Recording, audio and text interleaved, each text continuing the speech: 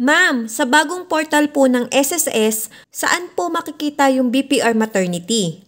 Para malaman ko po kung credited na po sa employer ko yung maternity benefits ko. Hi Beb! For today's video, sasagutin natin yung question ni Beb Marian. Beb, kapag nasa dashboard ka na ng SSS, para makita po ang maternity informations, i-click lang po ang benefits and select maternity benefit. Una niyong makikita ay ang maternity notification.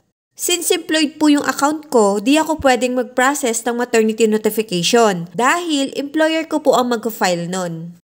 Kung self-employed, voluntary member, OFW, or non-working spouse ka, pwede kang mag-file ng maternity notification. At dito po makikita sa inquiry ang maternity notification status. Kapag nakapag-file na po kayo ng MAT1, may remarks po na submitted gaya nito. At i-click lang po ang MAT1 reference number para ma-view ang details gaya nito. Next, para naman makita ang other details ng maternity, i-click lang po ang maternity application. Dito na po makikita ang MAT2. Sa inquiry naman po makikita ang full details. Gaya nito, may remarks na approved na.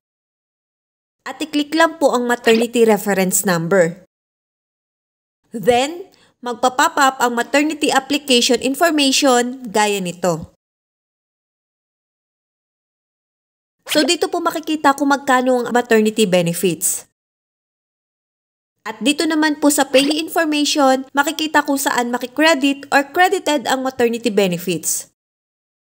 Para po sa mga mag-file ng maternity reimbursement, once na available na po ang live birth ng baby or other supporting documents, dito po kayo magka-process ng maternity application.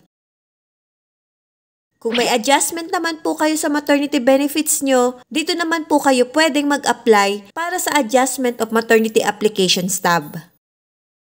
Sana'y nasagot ko ang inyong katanungan. Thank you and God bless. Follow for more.